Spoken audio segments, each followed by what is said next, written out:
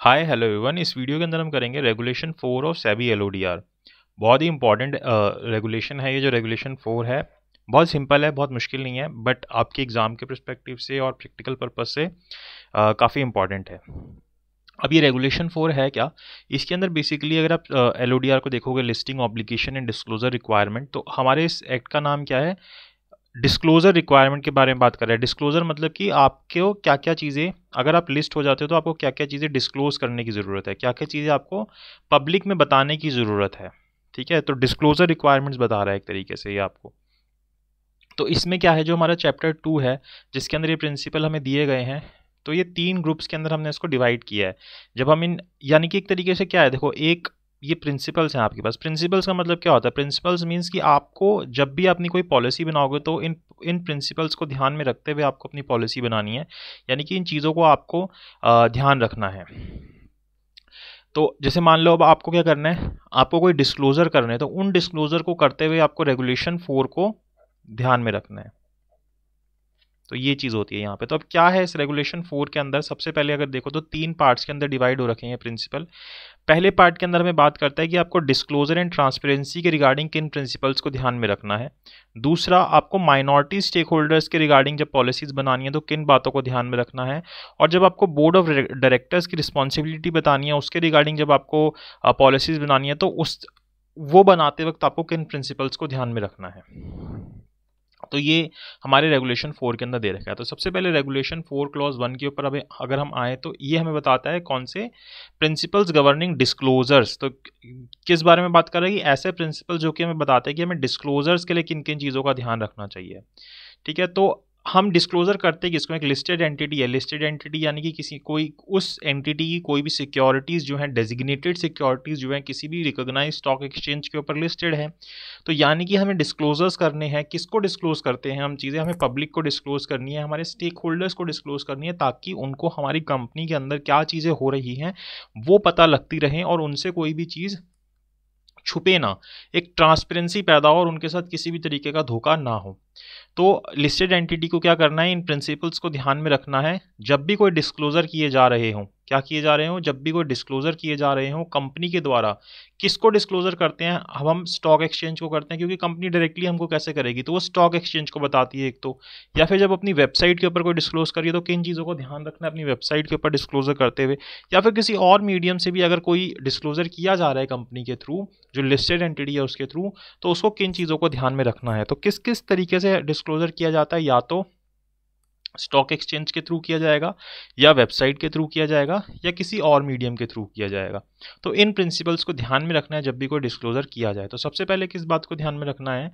Information shall be prepared and disclosed in accordance with applicable standards of accounting and financial disclosure. तो सीधी सी बात है, यानी कि जब आप अ, कोई भी इंफॉर्मेशन प्रिपेयर करोगे, ठीक है, कोई भी इन्फॉर्मेशन जब आप प्रिपेयर करोगे और उसको डिस्क्लोज करोगे, तो आपको ध्यान रखना है कि जो एप्लीकेबल स्टैंडर्ड्स हैं, ठीक है, स्टैंडर्ड्स ऑफ अकाउंटिंग जो होते हैं, हम जिनको एएस बोलते हैं, अकाउंटिंग स्टैंडर्ड जो होते हैं, उनको ध्यान में रखते हुए आपको अपनी इन्फॉर्मेशन प्रिपेयर करनी है, अपने फाइनेंशियल डिस्क्लोजर्स करने हैं। अगर किसी एएस के अंदर लिखा है कि हमें इस चीज़ को ऐसे डिस्क्लोज करना है, हमें डेप्रिसिएशन को ऐसे बताना है, इंटेंजिबल असेट्स को, टेंजिबल असेट्स को ऐसे बताना है, हमें इस कंसेप्ट को फॉलो करना है, तो आपको वो सारी चीज़ें उसी तरीके से फॉलो करनी है और उसी तरीके से डिस्क्लोज करनी है। अगर आप अपनी बैलेंस शीट बना रहे हैं और हमें एएस के अंदर बताया गया है कि अपनी बैलेंस शीट में आपको ये चीज़ यहाँ पे शो करती है, तो आपको उसी तरीके से उस चीज़ को शो करना है। So this is the first principle which we need to follow while disclosing anything to stock exchange, while disclosing anything like any information to stock exchange or website or through any other medium। तो यानी कि जब आपने क्या चीज़ disclose की, कोई information disclose की, उसको उस इन्फॉर्मेशन को डिस्क्लोज करते वक्त आपको एप्लीकेबल अकाउंटिंग स्टैंडर्ड्स और फाइनेंशियल डिस्क्लोजर्स को ध्यान में रखना है। ठीक है, एएस आपको सही फॉलो करने हैं। तो पहली चीज़ ये हो गई, तो आप इसको याद रख सकते हैं कि आपको अकाउंटिंग स्टैंडर्ड सही फॉलो करने हैं। दूसरा हो गया, जो लिस्टेड एंटिटी है shall implement the prescribe accounting standards in letter and spirit. अब ये एएस तो आपने फॉलो करे, लेकिन आपको ये एएस कैसे फॉलो करने हैं? लेटर एंड स्पिरिट के अंदर फॉलो करने हैं। कहने के लिए सिर्फ फॉलो नहीं करने, सिर्फ लेटर में फॉलो नहीं करने, स्पिरिट में भी फॉलो करने हैं। स्पिरिट यानी कि जैसे अगर कोई चीज़ लॉ में लिख दी गई कि हमें ये चीज़ ऐसे करनी है, तो आपने सिर्फ उसको कहने के लिए कर दिया, ऐसा नहीं। उसके पीछे जो इंटेंट है, वो जो आपसे करवाना चाहते हैं, उसकी जो उसके पीछे नीयत है, उसको भी आपको पूरा करना है। ठीक है, in the preparation of financial statement taking into consideration interest of all stake holders and shall also ensure that annual audit, अब ये दूसरी बात आ गई सेकंड के अंदर ही, कि आपको एनुअल ऑडिट भी कंडक्ट कराना है किसी independent, competent and qualified auditor से। तो पहली चीज़ क्या हो गई, पहले बोलता है सिंपल कि आपको अकाउंटिंग स्टैंडर्ड्स फॉलो करने हैं, दूसरा बोलता है कि आप फॉलो तो करो लेकिन कैसे करो, ट्रू लेटर एंड स्पिरिट के अंदर फॉलो करो, और साथ ही साथ अपनी इस इन्फॉर्मेशन को किसी क्वालिफाइड ऑडिटर से, इंडिपेंडेंट ऑडिटर से, कॉम्पिटेंट ऑडिटर से उसका एनुअल ऑडिट भी कराओ। तो ये दूसरी बात हो गई। तो प्रिंसिपल्स हैं हमारे किस चीज़ के, डिस्क्लोजर के, कि जब हम डिस्क्लोजर करें तो हमें इन चीज़ों को ध्यान रखना है। तीसरी चीज़, जो लिस्टेड एंटिटी है उसको क्या करना चाहिए, अपने आप को रोकना चाहिए किससे, मिस रिप्रेजेंटेशन से। किससे रोकना चाहिए, मिस रिप्रेजेंटेशन से रोकना चाहिए, and ensure that information provided to recognize stock exchange and investor is not misleading. तो और साथ ही साथ ये इंश्योर करना चाहिए कि जो भी इन्फॉर्मेशन दी जा रही है रिकॉग्नाइज स्टॉक एक्सचेंज को और इन्वेस्टर्स को उस लिस्टेड एंटिटी के थ्रू, वो मिसलीडिंग नहीं है। तो आपकी तीसरी बात क्या हो गई, कोई भी मिस रिप्रेजेंटेशन नहीं करनी है आपकी लिस्टेड एंटिटी को। तो पहली बात क्या है कि आपको क्या ध्यान रखना है कि आप अकाउंटिंग स्टैंडर्ड्स को फॉलो करोगे। दूसरी बात, उन अकाउंटिंग स्टैंडर्ड्स को आप लेटर एंड स्पिरिट के अंदर फॉलो करोगे, और साथ ही साथ किसी कॉम्पिटेंट, क्वालिफाइड और इंडिपेंडेंट ऑडिटर से उसका एनुअल ऑडिट कराओगे। तीसरी चीज़, आपको कोई भी मिस रिप्रेजेंटेशन नहीं करनी किसी इन्फॉर्मेशन की जो कि मिसलीडिंग हो, और वो इन्फॉर्मेशन आप किसी स्टॉक एक्सचेंज या इन्वेस्टर को नहीं देंगे। उस मिसलीडिंग इन्फॉर्मेशन को आपको एकदम सही इन्फॉर्मेशन देनी है जो कि मिसलीडिंग ना हो। तो तीसरी बात आपकी ये हो गई। चौथी बात आती है कि जो लिस्टेड एंटिटी है उसको क्या करना है, एडुकेट एंड टाइमली इन्फॉर्मेशन देनी है रिकॉग्नाइज स्टॉक एक्सचेंज को और इन्वेस्टर्स को। किस किस को, इन दो लोगों को ही मेनली इन्फॉर्मेशन जाती है, स्टॉक एक्सचेंज को और इन्वेस्टर्स को। इन्वेस्टर्स को आपने डायरेक्टली बता दिया, और किसी और को जानना है तो स्टॉक एक्सचेंज के थ्रू जान सकता है। और आपको क्या बतानी है, एडुकेट एंड टाइमली इन्फॉर्मेशन की पूरी इन्फॉर्मेशन देनी है कि हाँ इतनी ज़रूरी थी, और टाइमली देनी है, ये नहीं कि चीज़ आज हुई आप उसको 15 दिन बाद बता रहे हैं। तो आपकी चौथी चीज़ ये हो गई। पांचवी चीज़, जो लिस्टेड एंटिटी है उसको क्या इंश्योर करना है कि जो डिसेमिनेशन हो रही है, डिसेमिनेशन मतलब आपके पास से निकल रही है वो चीज़, made under the provisions of this regulation and circular made thereunder are adequate, accurate, explicit, timely and presented in simple language. तो यानी कि जो भी इन्फॉर्मेशन डिसेमिनेट हो रही है, निकल रही है आपके पास से, वो कैसी होनी चाहिए, एडुकेट होनी चाहिए, एक्यूरेट होनी चाहिए, एकदम एक्सप्लिसिट होनी चाहिए, पूरी तरीके से पूरी होनी चाहिए, टाइमली होनी चाहिए, और सिंपल लैंग्वेज के अंदर होनी चाहिए। आपको बहुत डिफिकल्ट लैंग्वेज यूज़ नहीं करनी उसके अंदर। तो ये चीज़ का ध्यान रखना है। तो पहले अकाउंटिंग स्टैंडर्ड हो गया, फिर accounting standard true letter and spirit के अंदर हो गया, और साथ ही साथ ऑडिटर से जो कौन सा हो, कॉम्पिटेंट, इंडिपेंडेंट हो, क्वालिफाइड ऑडिटर हो, उससे आपको ऑडिट कराना है। तीसरा, आपको मिस रिप्रेजेंटेशन नहीं करनी है, आपको अपने स्टॉक एक्सचेंज को, इन्वेस्टर्स को मिसलीडिंग इन्फॉर्मेशन नहीं देनी। चौथी चीज़ क्या हो गई कि आपको एडिक्वेट एंड टाइमली इन्फॉर्मेशन देनी है, किसको, स्टॉक एक्सचेंज और इन्वेस्टर्स को। पांचवी बात क्या हो गई कि आपको जो इन्फॉर्मेशन आपके पास से डिसेमिनेट होगी वो कैसी होनी चाहिए, एडुकेट होनी चाहिए, एक्सप्लिसिट होनी चाहिए, टाइमली होनी चाहिए। ठीक है, ये सारी चीज़ें हमको ध्यान रखनी है कि वो सिंपल लैंग्वेज में हो, ये भी चीज़ ध्यान रखनी है। तो 5 चीज़ें हो गई। छठी चीज़ आती है, channels for disseminating information shall provide equal, timely and cost efficient access to relevant information by investors. तो जिस चैनल से वो डिसेमिनेशन होगा, इन्फॉर्मेशन पहुंचेगी इन्वेस्टर्स तक, वो चैनल कैसे होने चाहिए, इक्वल होने चाहिए, टाइमली होने चाहिए, और कॉस्ट एफिशिएंट होने चाहिए। छठी बात ये हो गई। सातवीं बात आती है, जो लिस्टेड एंटिटी है उसको क्या करना है, जितने भी प्रोविजन है एप्लीकेबल लॉज के, जोन जोन से भी प्रोविजंस उनके ऊपर लग रहे हैं, उन सबको उनको क्या करना है, अबाइड करना है। अबाइड मतलब फॉलो करना है, चाहे वो सिक्योरिटी लॉज के हो या कोई और गाइडलाइंस हो जो कि टाइम टू टाइम बोर्ड के थ्रू इशू की जा रही हैं, या रिकॉग्नाइज स्टॉक एक्सचेंज कुछ कह रहा है, तो वो सारी चीज़ें उस लिस्टेड एंटिटी को पूरी करनी है। तो सीधी सी बात है कि आपको सारे प्रोविजन जो आपके ऊपर एप्लीकेबल हो रहे हैं वो फॉलो करने हैं। All provisions applicable to you must be abided by the listed entity. फिर आठवीं बात आती है कि जो लिस्टेड एंटिटी है उसको क्या करना है, स्पेसिफाइड डिस्क्लोजर्स करने हैं और फॉलो करनी है अपनी ऑब्लिगेशंस को लेटर एंड स्पिरिट के अंदर, सभी स्टेक होल्डर्स को ध्यान में रखते हुए। तो एक तरीके से बात वही आ गई दोबारा से कि इसी बात को, इसमें जो प्रोविजन वाली बात है उसी को बोल रहे हैं कि आपको स्पेसिफाइड डिस्क्लोजर करने और अपनी ऑब्लिगेशंस को लेटर एंड स्पिरिट के अंदर फॉलो करना है। कहीं थोड़ा सा वही सेम बात आ जाती है, बट आपको अलग से इसको लिखना है कि फर्क है दोनों के अंदर। यहाँ आपको प्रोविजंस फॉलो करने के लिए बोल रहा है, यहाँ पे आपको बोल रहा है कि आपको अपने स्पेसिफाइड डिस्क्लोजर्स करने हैं जो भी स्पेसिफिकली बता रखे हैं, और अपनी ऑब्लिगेशंस को फॉलो करना है लेटर एंड स्पिरिट के अंदर। देन आपको अपनी फाइलिंग करनी है, रिपोर्ट, स्टेटमेंट, डॉक्यूमेंट, इन्फॉर्मेशन जो कि इवेंट बेस्ड है।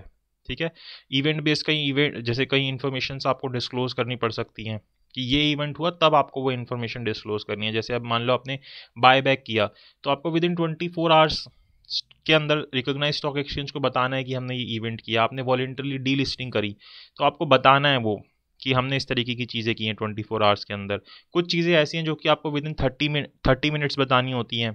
तो दैट डिपेंड्स कि वो किस तरीके का इवेंट है, आपको उतने उतने टाइम के अंदर वो डिस्क्लोज करना होता है रिकॉग्नाइज स्टॉक एक्सचेंज को, ताकि जो इन्फॉर्मेशन है, जो डिस्क्लोजर्स हैं, वो सही से हो सके और आप एक ट्रांसपेरेंट एनवायरनमेंट को क्रिएट कर सके। और 10वीं बात आती है periodic filings, reports, statements, document information shall contain information that shall enable investors to track the performance of listed entity। तो जो आप एनुअल फाइलिंग कर रहे हैं, अपनी कोई भी पीरियोडिक फाइलिंग कर रहे हैं, जो क्वार्टरली फाइलिंग हो रही है, हाफ ईयरली फाइलिंग हो रही है, आपकी कोई रिपोर्ट्स बन रही हैं, स्टेटमेंट्स बन रही हैं, वो इस तरीके की होनी चाहिए कि जो इन्वेस्टर्स हैं वो आपकी जो लिस्टेड एंटिटी है उसकी परफॉर्मेंस को ट्रैक कर सके रेगुलर इंटरवल के ऊपर। तो ये 10 बातें सबसे पहले हमें रेगुलेशन 4.1 के अंदर बता रखी हैं। ये किस चीज़ के रिगार्डिंग प्रिंसिपल्स हैं? ये डिस्क्लोजर के रिगार्डिंग, कि जब आप डिस्क्लोजर करोगे तो और उसके रिगार्डिंग जब पॉलिसी बनाओगे तो किन किन चीज़ों को ध्यान में रखोगे। तो ये 10 बातें होनी चाहिए, इन सबको ध्यान में रखते हुए आपके डिस्क्लोजर्स होने चाहिए। तो 4.1 ये हो गया। देन फिर माइनॉरिटी स्टेक होल्डर्स के बारे में देखते हैं कि माइनॉरिटी स्टेक होल्डर्स के लिए हमें किन किन चीज़ों को ध्यान में रखना है। तो सबसे पहले अगर हम बात करें तो हमारे पास आता है the right of share holders. पहले पढ़ते हैं क्या लिखा है। जो लिस्टेड एंटिटी है, जिसकी लिस्टेड है, जो कि उसकी स्पेसिफाइड सिक्योरिटी, उनको कॉर्पोरेट गवर्नेंस प्रोविजंस को फॉलो करना है, जो कि हमें चैप्टर 4 के अंदर दे रखे हैं और वही बातें बता रखी हैं। अब देखो क्या क्या यहाँ पे हमारे पास ऑब्जेक्टिव्स और प्रिंसिपल्स हैं जो कि हमें फॉलो करने हैं माइनॉरिटी स्टेक होल्डर्स के इंटरेस्ट के अंदर। सबसे पहले तो हमें जो शेयर होल्डर्स हैं उनके राइट को ध्यान में रखना है। तो जो लिस्टेड एंटिटी है उसको प्रोटेक्ट करना है और फैसिलिटेट करना है राइट ऑफ शेयर होल्डर्स को इन चीज़ों को ध्यान में रखते हुए। पहली बात, right to participate in and to be sufficiently inform of decision concerning fundamental corporate changes. तो सबसे पहली बात ये ध्यान रखना है कि जो शेयर होल्डर्स हैं उनका जो राइट टू पार्टिसिपेट है, कि वो जितने ऐसे कोई भी डिसीजंस कंपनी के जिसकी वजह से उनके ऊपर इफेक्ट आएगा, वो सारे डिसीजंस के अंदर पार्टिसिपेशन हो शेयर होल्डर्स का और उनको सफिशिएंटली इन्फॉर्मेशन भी होगी ये चीज़ों से हम पे इफेक्ट आएगा। ठीक है, तो जब भी कोई डिसीजन लिया जा रहा होगा जिससे कोई फंडामेंटल कॉर्पोरेट चेंजेस आएंगे तो वहाँ पे इनके राइट टू पार्टिसिपेट को आपको ध्यान रखना है शेयर होल्डर के। दूसरी बात, आपको अपॉर्चुनिटी देनी है कि जो शेयर होल्डर है अपनी मीटिंग के अंदर, जो जनरल मीटिंग हो रही है उसके अंदर इफेक्टिवली पार्टिसिपेट कर सके और वोट कर सके। तीसरी चीज़ कि जो शेयर होल्डर्स हैं उनको पता हो कि क्या रूल्स हैं, वोटिंग प्रोसीजर क्या है, जो कि जनरल शेयर होल्डर मीटिंग के अंदर होगी। तो पहली बात क्या होगी, राइट टू पार्टिसिपेट हो और सफिशिएंटली इन्फॉर्म हो ऐसे डिसीजन के लिए जो कि सिग्निफिकेंट आप बोल सकते हैं या फंडामेंटल कॉर्पोरेट चेंजेस बोल सकते हैं जिससे आएंगे। दूसरी बात आ गई कि उनको वोटिंग प्रोसीजर पता हो क्या है। ठीक है, जब वो जनरल शेयर होल्डर मीटिंग के अंदर बैठेंगे और वो इफेक्टिवली पार्टिसिपेट करे और वोट भी करे उसके अंदर। फिर चौथी चीज़ आती है अपॉर्चुनिटी टू आस्क क्वेश्चंस, कि आपको क्या करना है, उनको एक अपॉर्चुनिटी देनी है कि वो अपने क्वेश्चंस पूछ सकें बोर्ड ऑफ डायरेक्टर से जो भी उनको पूछने हैं। फिर पांचवी चीज़, effective shareholder participation in key corporate governance decision such as the nomination and election member of board of directors, की जहाँ पे भी उनकी पार्टिसिपेशन की ज़रूरत है, जैसे कि अगर आपको इलेक्शन करने हैं member of board of directors के, तो वहाँ पे भी वो अपने पार्टिसिपेशन करें। Exercise of ownership right by all share holder including institutional investors, की जो ऑनरशिप राइट्स हैं वो सारे के सारे शेयर होल्डर्स जो हैं वो अपना एक्सरसाइज करें, चाहे वो इंस्टीट्यूशनल इन्वेस्टर ही क्यों ना हो, सबको अपने ऑनरशिप राइट्स को एक्सरसाइज करना है। फिर एडुकेट मैकेनिज्म होना चाहिए कोई भी ग्रीवियांसेस को सॉल्व करने के लिए, एड्रेस करने के लिए शेयर होल्डर्स के। और आठवीं बात आती है protection of minority stakeholder from shareholder from abusive action by interest of controlling shareholder either acting directly और indirectly an effective means of redress, कि हमको क्या करना है, जो माइनॉरिटी शेयर होल्डर्स हैं उनको प्रोटेक्ट करना है कि कोई भी एब्यूजिव एक्शंस ना लिए जाएं, किसके द्वारा, कंट्रोलिंग शेयर होल्डर्स के द्वारा, जो कि ऐसे शेयर होल्डर्स हैं जो कि आपको कंट्रोल करेंगे, जिनके पास मेजॉरिटी स्टेक है। और अगर कुछ ऐसा वो करते भी हैं तो उस सिचुएशन के अंदर हमारे पास ऐसे इफेक्टिव मीन्स हो जिससे कि हम माइनॉरिटी शेयर होल्डर्स को रीड्रेस कर सकें, उनकी प्रॉब्लम्स को हम उनको बता सकें, उनको सॉल्व कर सकें, उनकी जो भी उनको दिक्कतें हुई हैं। तो ये 8 बातें हमें शेयर होल्डर्स के राइट के रिगार्डिंग ध्यान में रखनी चाहिए। देन हमें दूसरी चीज़ आती है कि हमें जो इन्फॉर्मेशन है शेयर होल्डर्स को कैसे देनी है, टाइमली देनी है। ये सब हम माइनॉरिटी शेयर होल्डर्स के लिए ही पढ़ रहे हैं कि कैसे उनको हमें किन किन चीज़ों को हमें ध्यान में रखना है रेगुलेशन 4 के हिसाब से जब हम इनके रिगार्डिंग पॉलिसी बनाएंगे। दूसरी चीज़ आती है कि जो इन्फॉर्मेशन है वो कैसी होनी चाहिए, सफिशिएंट एंड टाइमली होनी चाहिए, जिसके अंदर हम डेट, लोकेशन, एजेंडा क्या है जनरल मीटिंग का, फुल एंड टाइमली इन्फॉर्मेशन जो है इश्यूज़ की, वो सब उनको हम बताएंगे। दूसरी चीज़ कैपिटल स्ट्रक्चर एंड अरेंजमेंट कैसी है, तो उसके बारे में हम देखेंगे, और ये हम बताएंगे कि कैसी है वो कैपिटल स्ट्रक्चर एंड अरेंजमेंट, जिसके कारण जो सर्टेन शेयर होल्डर्स हैं वो क्या हो सके, एग्री हो सके to obtain a degree of control disproportionate to their equity ownership. दूसरी चीज़ ये हो गई।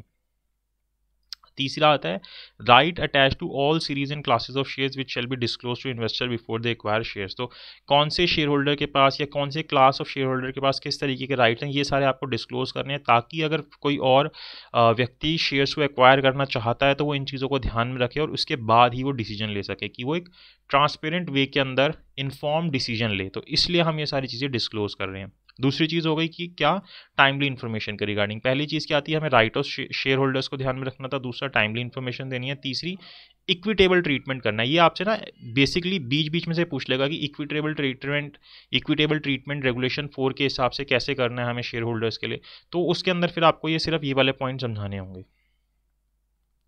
ठीक है, तो इसके अंदर अब जो माइनॉरिटी शेयर होल्डर्स हैं या फॉरेन शेयर होल्डर्स हैं, उन सब के साथ आपको इक्विटेबल ट्रीटमेंट करना है, इक्वल ट्रीटमेंट करना है। कैसे, कि जितने भी शेयर होल्डर्स हैं जो सेम सीरीज़ के हैं, ठीक है, क्लास के अंदर, उनको हमें इक्वली ट्रीट करना है। ऐसा नहीं कि एक ए शेयर होल्डर है, बी शेयर होल्डर है, दोनों सेम सीरीज ऑफ क्लास के हैं, आप ए के साथ अलग ट्रीट कर रहे हो, बी के साथ अलग ट्रीट कर रहे हो, ऐसा नहीं। जैसा ए के साथ ट्रीट होगा वैसे ही आपको बी के साथ ट्रीट करना है। दूसरी चीज़, effective shareholder participation in key corporate governance decisions, की आपको शेयर होल्डर का पार्टिसिपेशन करना है जितने भी कॉर्पोरेट गवर्नेंस डिसीजंस होंगे उनके अंदर, तभी तो इक्विटेबल ट्रीटमेंट होगा। तीसरी चीज़, exercise of voting right by foreign shareholder shall be facilitated, कि फॉरेन शेयर होल्डर्स भी अपने वोटिंग राइट्स को एक्सरसाइज करें। तो ये चीज़ भी हमें ध्यान रखनी है। इसी कारण से अदरवाइज आपने बाहर शेयर दे दिए, वो आपके डिसीजन को इन्फ्लुएंस नहीं करे तो क्या फ़ायदा उनका शेयर लेने का। देन हमें इस तरीके की चीज़ें करनी चाहिए, फ्रेमवर्क बनाने चाहिए, जिससे कि इनसाइडर ट्रेडिंग हटे और जो एब्यूसिव सेल्फ डीलिंग है, ये दोनों चीज़ें हट जाएं। तो इस चीज़ को हमें ध्यान रखना चाहिए। पांचवी चीज़, processes and procedure for general shareholder meeting shall allow for equitable treatment of all share holder. तो हमारे प्रोसेस और प्रोसीजर इस तरीके के होने चाहिए जिसके कारण जितने भी शेयर होल्डर्स हैं उनके बीच में इक्विटेबल ट्रीटमेंट हो। Then procedures of listed entity shall not make it unduly difficult और एक्सपेंसिव टू कास्ट वोट। तो जो भी प्रोसीजर है हमारे इस तरीके के नहीं होने चाहिए कि आपके लिए बहुत मुश्किल हो गया वोट करना या बहुत महंगा हो गया वोट करना जो मीटिंग हो रही है उसके अंदर, तो ऐसा नहीं होना चाहिए। तो ये 6 बातें हैं जो हमें इक्विटेबल ट्रीटमेंट के लिए ध्यान में रखनी चाहिए। किसके लिए? शेयर होल्डर्स के लिए, कि शेयर होल्डर्स के साथ कैसा ट्रीटमेंट हो, इक्विटेबल ट्रीटमेंट हो। और चौथी बात आती है क्या, role of stake holders in corporate governance, की क्या रोल रहता है स्टेक होल्डर्स का कॉर्पोरेट गवर्नेंस के अंदर, कि वो क्या रोल प्ले करते हैं। तो जो लिस्टेड एंटिटी है उनको रिकॉग्नाइज करने चाहिए जो राइट्स हैं स्टेक होल्डर्स के वो, और इनकरेज करना चाहिए कि वो कॉपरेट करे लिस्टेड एंटिटी और स्टेक होल्डर्स के बीच में। किस तरीके से? तो जो लिस्टेड एंटिटी है उनको क्या करना चाहिए, जो भी शेयर होल्डर्स स्टेक होल्डर्स के राइट हैं उनकी रिस्पेक्ट करना चाहिए। ठीक है, कोई भी स्टेक होल्डर्स है उनका जो भी राइट बनता है उसकी आपको रिस्पेक्ट करनी है। ये किसकी ड्यूटी है? लिस्टेड एंटिटी की ड्यूटी है। दूसरी चीज़, stakeholders shall have the opportunity to obtain effective redress for violation of their right. और दूसरी चीज़ की जो स्टेक होल्डर्स हैं उनके पास क्या हो, इफेक्टिव अपॉर्चुनिटी हो कि जो भी उनके राइट्स का वायोलेशन हुआ उसको क्या हो सके, रिड्रेसल हो सके। तीसरी चीज़ आती है हमारे पास, stakeholders shall have access to relevant, sufficient and reliable information, की स्टेक होल्डर्स क्या कर सके, उनके पास एक्सेस हो, वो पहुंच सके रेलिवेंट, सफिशिएंट और रिलायबल इन्फॉर्मेशन तक टाइमली एंड रेगुलर बेसिस पे। और चौथी बात आ जाती है कि जो लिस्टेड एंटिटी है उसके पास क्या होना चाहिए, shall devise an effective vigil mechanism, की उसको क्या करना है, विजिल मैकेनिज्म जो है वो एक इफेक्टिव बनाना है। विजिल मैकेनिज्म मतलब कि विसल ब्लोइंग पॉलिसी जो हो गई, कि किस तरीके से अगर कोई व्यक्ति आवाज़ उठाना चाहता है आपके फ्रॉड के अगेंस्ट या इस तरीके की किसी एक्ट के अगेंस्ट, तो वो कैसे उठा सकता है, उसके लिए क्या पॉलिसी होगी, कैसे वो टॉप मैनेजमेंट तक पहुंच सकता है। तो ये चीज़ें हमें ध्यान रखनी है पॉलिसी बनाते हुए जब हम स्टेक होल्डर्स के लिए बना रहे होंगे। देन हमारे पास आती है डिस्क्लोजर एंड ट्रांसपेरेंसी। किस चीज़ के रिगार्डिंग? तो लिस्टेड एंटिटी क्या बोलती है कि हमें मतलब जो सेबी एलओडीआर है लिस्टेड एंटिटी से बोल रहा है कि लिस्टेड एंटिटी को क्या करना है, इंश्योर करना है कि टाइमली एंड एक्यूरेट डिस्क्लोजर हो सभी मटेरियल मैटर्स का, जिसके अंदर financial situation, performance, ownership, governance जो है लिस्टेड एंटिटी की, वो लोगों तक पहुंच सके, इन्वेस्टर्स तक पहुंच सके। किस तरीके से? पहली बात की जो इन्फॉर्मेशन बने वो कैसे बने, वो प्रिपेयर और डिस्क्लोज हो प्रिस्क्राइब्ड अकाउंटिंग स्टैंडर्ड्स के हिसाब से, जो कि फाइनेंशियल या नॉन फाइनेंशियल डिस्क्लोजर्स हैं, वो सारी इन्फॉर्मेशन सभी लोगों तक पहुंच सके। दूसरी चीज़, जो चैनल है डिसेमिनेशन के जिसके थ्रू लोगों तक इन्फॉर्मेशन पहुंचेगी वो कैसा होना चाहिए, equal, timely and cost efficient होना चाहिए, कि सबको इक्वल अपॉर्चुनिटी मिले उस इन्फॉर्मेशन तक पहुंचने की, टाइमली हो, सब तक वो सही से इन्फॉर्मेशन जल्द से जल्द पहुंच सके और कॉस्ट एफिशिएंट मैनर तक पहुंच सके। तीसरी चीज़, जो मिनट्स है मीटिंग के shall be maintain explicitly recording descending opinions, कोई आपको मिनट्स को मेंटेन करना है और खासकर उस चीज़ को तो आपको रिकॉर्ड करना है जिन लोगों ने भी डिसेंडिंग ओपिनियंस दिए हैं, अगर कोई है तो। अब नहीं दिए तो फिर तो क्या ही रिकॉर्ड करोगे। तो ये आपकी डिस्क्लोजर एंड ट्रांसपेरेंसी से रिगार्डिंग बात होगी। देन आपकी रिस्पॉन्सिबिलिटी आती है बोर्ड ऑफ डायरेक्टर्स के रिगार्डिंग। तो बोर्ड ऑफ डायरेक्टर्स की 3 तरीके की रिस्पॉन्सिबिलिटी है, एक डिस्क्लोजर ऑफ इन्फॉर्मेशन से रिलेटेड, की functions of board of directors से रिलेटेड और अदर जो रिस्पॉन्सिबिलिटीज़ होती हैं। तो डिस्क्लोजर एंड ट्रांसपेरेंसी से रिलेटेड क्या है कि जो मेंबर ऑफ बोर्ड है या की मैनेजरल पर्सन है उनको क्या करना है, डिस्क्लोज करना है बोर्ड को, बोर्ड ऑफ डायरेक्टर्स को, कि वेदर डायरेक्टली और इनडायरेक्टली और on behalf of third party है material interest in any transaction और matter directly affecting the listed entity. तो इसका डिस्क्लोजर देना है, यानी कि अगर ए जो है एक बोर्ड मेंबर है तो इसको क्या करना है, अगर इसका कोई इंटरेस्ट इन्वॉल्व है उस लिस्टेड एंटिटी के अंदर या ये इंटरेस्ट इन्वॉल्व करता है किसी थर्ड पर्सन के बिहाफ पे, तो इसको बोर्ड ऑफ डायरेक्टर को बताना है कि मेरा ये इंटरेस्ट इन्वॉल्व है इस लिस्टेड एंटिटी के अंदर, तो इसका डिस्क्लोजर इसको देना है। और दूसरी चीज़ की जो बोर्ड ऑफ डायरेक्टर है या सीनियर मैनेजमेंट है उनको क्या करना है, shall conduct themselves so as to meet the expectation of operational transparency, कि उनको ये चीज़ ध्यान रखनी है कि ऑपरेशनल ट्रांसपेरेंसी हो रही है सभी स्टेक होल्डर्स तक, और साथ ही साथ इस चीज़ का भी ध्यान रखना है कि ये ट्रांसपेरेंसी करते हुए कहीं कोई कॉन्फिडेंशियल इन्फॉर्मेशन जो है वो कहीं लीक ना हो जाए, तो उस चीज़ का भी ध्यान रखना है। तो ये 2 बातें हो गई। किसकी रिस्पॉन्सिबिलिटी है, बोर्ड की रिस्पॉन्सिबिलिटी है, किस चीज़ के रिगार्डिंग, डिस्क्लोजर ऑफ इन्फॉर्मेशन के रिगार्डिंग। देन की फंक्शंस आते हैं बोर्ड ऑफ डायरेक्टर के, कि रिव्यू एंड गाइड करना कॉर्पोरेट स्ट्रेटेजी को, मेजर प्लान्स ऑफ एक्शंस को, रिस्क पॉलिसी को, जितनी भी ये सारी चीज़ें हो रही हैं उनको रिव्यू और गाइड करना। दूसरी चीज़ मॉनिटर करना और the effectiveness of the listed entities governance practice, की ये देखना कि जो लिस्टेड एंटिटी है उसकी गवर्नेंस प्रैक्टिस कैसी है, उसकी इफेक्टिवनेस कैसी है, इसको देखना। And making changes as needed, और अगर कोई चेंज की ज़रूरत है तो वो चेंज करना। Selecting, compensating, monitoring and when necessary replacing की मैनेजरल पर्सन, तो ये देखते रहना कि कौन की मैनेजरल पर्सन है और उनको ओवरव्यू करते रहना, उनको कंपनसेट करना, सही से मॉनिटर करना, और जब लगे कि अब इसकी ज़रूरत नहीं है तो उसको हटा के उसकी जगह किसी और को लेके आना। तो जब हम ये किसी और व्यक्ति को प्रिपेयर करते रहते हैं साथ के साथ कि जैसे ही कोई जाएगा उसकी जगह पे हम किसी और को लेके आ सके, तो उसको हम क्या बोलते हैं, सक्सेशन प्लानिंग बोलते हैं। तो सक्सेशन प्लानिंग भी साथ साथ चलती रहे। और फिर अगर आप ये बीच के 1-2 रीड कर सकते हैं, अगर हम ये देखें तो इसके अंदर क्या है, overseeing the process of disclosure and communication, इसको ओवरसी करना है। और नौवीं बात आ गई monitoring and reviewing the board of directors evaluation framework. तो ये रिस्पॉन्सिबिलिटीज़ हो गई बोर्ड ऑफ डायरेक्टर्स की। और अदर रिस्पॉन्सिबिलिटीज़ के अंदर आ जाती हैं जो की रिस्पॉन्सिबिलिटीज़ थी, अदर के अंदर आ जाती हैं। जैसे बेसिकली अगर हम देखें तो बोर्ड ऑफ डायरेक्टर को क्या करनी है, स्ट्रेटेजिक गाइडेंस देनी है लिस्टेड एंटिटी को। क्या देनी है, स्ट्रेटेजिक गाइडेंस। भाई क्या स्ट्रेटेजी होनी चाहिए उसके रिगार्डिंग बताए, क्योंकि उसके अंदर हम बहुत सारे डायरेक्टर्स रखते हैं जिनको अलग अलग फील्ड में बहुत सारी नॉलेज होती है, तो वो लिस्टेड एंटिटी को स्ट्रेटेजिक गाइडेंस दे सकते हैं। देन बोर्ड ऑफ डायरेक्टर्स को क्या करना चाहिए, कॉर्पोरेट कल्चर्स और वैल्यूज़ को डेवलप करना चाहिए पूरे के पूरे ऑर्गेनाइजेशन के अंदर। Then member of board of directors को क्या करना चाहिए, फुली इन्फॉर्म बेसिस के ऊपर एक्ट करना चाहिए गुड फेथ के अंदर with due diligence and care. चौथी चीज़, the board of director shall encourage continuing director training, की इनको ये एनकरेज करना चाहिए कि जो डायरेक्टर्स हैं उनकी कॉन्टिन्यूसली हमेशा ट्रेनिंग होती रहे। ऐसा नहीं कि एक बार आप बैठ गए तो अब आप बैठ गए, अब आप कुछ नहीं सीख रहे, उनकी ट्रेनिंग हमेशा होते रहनी चाहिए। इस तरीके के कल्चर को एनकरेज करना है बोर्ड ऑफ डायरेक्टर को। Then where decision of board of directors में affect different shareholder group differently, the board of director shall treat all shareholders fairly. तो अगर आपके डिसीजंस के कारण अलग अलग शेयर होल्डर्स के ऊपर इफेक्ट होगा तो सारे शेयर होल्डर्स के इंटरेस्ट को आपको फेयरली ट्रीट करना है। ये नहीं कि किसी को ज़्यादा फायदा हो रहा है, किसी को उससे नुकसान हो रहा है, तो इस चीज़ को आपको ध्यान रखना है। देन बोर्ड ऑफ डायरेक्टर्स को क्या करना है, हाई एथिकल स्टैंडर्ड जो है वो मेंटेन करने हैं। तो ये सारी चीज़ें हो गई हमारी जो होनी चाहिए, बाकी रीड कर सकते हो, इतनी अगर याद कर लेते हो that is more than enough. और रेगुलेशन 4 क्लॉज 3 बोलता है कि अगर कोई एम्बिग्यूटी होती है या कोई इनकॉन्ग्रुइटी होती है प्रिंसिपल्स और रेलिवेंट रेगुलेशन के बीच में, यानी कि ये तो प्रिंसिपल्स हो गए कि आपको ये चीज़ें ध्यान रखनी है जब आप अपनी पॉलिसीज़ बनाओ, तो इसके बीच में या अगर कोई मान लो अगर रेलिवेंट रेगुलेशन दिया, जैसे मान लो ऑडिटिंग, जैसे मान लो रिलेटेड पार्टी ट्रांजैक्शन का या मटेरियल इवेंट्स का कोई डिस्क्लोजर है, उसके रिगार्डिंग आपने कोई पॉलिसी बनाई और उसके रिगार्डिंग हमें रेगुलेशन भी दे रखा है, जैसे रेगुलेशन 30 हो गया, ठीक है, मटेरियल इन्फॉर्मेशन की को आपको कैसे बताना है उसके बारे में बता रखा है। तो अगर इन दोनों के बीच में कोई कन्फ्लिक्ट आता है, यानी कि आपने कोई पॉलिसी बनाई इन प्रिंसिपल्स को ध्यान में रखते हुए उसके रिगार्डिंग, और सेम चीज़ के रिगार्डिंग कोई रेगुलेशन एग्जिस्ट करता है, तो इन दोनों की चीज़ के बीच में अगर कोई एम्बिग्यूटी आ जाती है तो जो प्रिंसिपल्स होंगे in this chapter shall prevail, तो प्रिंसिपल क्या करेंगे, वो प्रिवेल करेंगे।